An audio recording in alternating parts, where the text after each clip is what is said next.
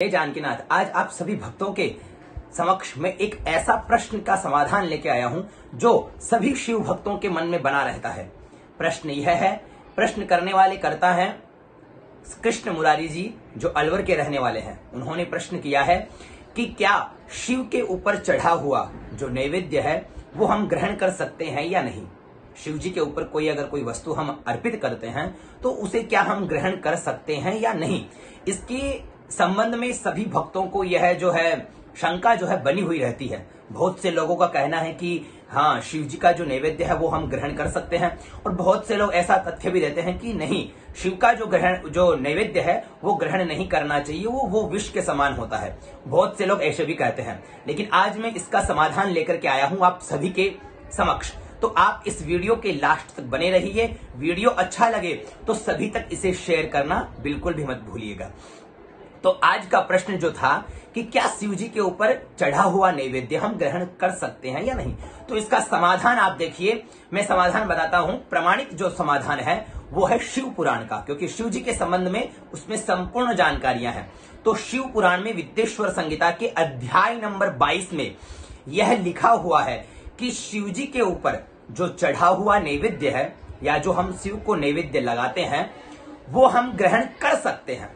अच्छा, ग्रहण कर सकते हैं उस नैवेद्य में। और अच्छा, कौन सा ऐसा नैवेद्य है जिसे हम ग्रहण नहीं भी कर सकते हैं? दोनों यहां पर समाधान है। तो मैं बता देना चाहता हूं कि जो शिव के ऊपर जो नैवेद्य चढ़ता है, यानी शिवलिंग के ऊपर जो नैवेद्य चढ़ता है, उस नैवेद्य को या उस वस्तु को हमें ग्रहण नहीं करना चाहिए। और उसके अलावा जो जलहरी में या शिव के समक्ष जो हम थाली में या इत्यादि किसी भी पात्र से अगर हम शिव जी के समक्ष अगर अर्पित कर रहे हैं तो उसे ग्रहण करना चाहिए। 22वें अध्याय में, शिव पुराण के वित्तेश्वर संहिता के 22वें अध्याय में यह साफ लिखा है कि भगवान शिव के नैवेद्य को ग्रहण करने से हमारे जन्म जन्मांतर के पाप जो है वो नष्ट हो जाते हैं। शिव जी के ऊपर से जो जल चढ़ करके आता है उसे पान करने से कायिक, वाचिक और मानसिक, इन तीनों प्रकार के जो पाप है वो भी हमारे नष्ट हो जाते हैं। तो शिव के ऊपर जो नैवेद्य, और भी ऐसा भी कहा गया है कि जो किसी महापुरुष के द्वारा प्रतिष्ठित शिवलिंग हो, या शालग्राम शिला के ऊपर बना कोई शिवलिंग हो, या किसी धातु का हो, पारद इत्यादि किसी भी धातु का अगर कोई शिवलिंग है, तो उसके ऊपर चढ़ा हुआ नैवेद्य हम ग्रहण कर सकते हैं। ठीक है। उसके साथ साथ समाधान करने जा रहा हूं कि कौन से नैवेद्य को हम ग्रहण नहीं कर सकते। तो कहते हैं कि जो भगवान शिव के लिंग के ऊपर जो चढ़ा हुआ नैवेद्य है उसको ग्रहण नहीं किया जाता। क्यों? क्योंकि उसके विषय में यह लिखा गया है कि जो भगवान के श्रीमुख से, भगवान शिव शंकर के श्रीमुख से प्रकट जो चंड नाम के गण है, उस गण का अधिकार रहता है उस नैवेद्य का, इसलिए उस नैवेद्य को ग्रहण नहीं किया जाता।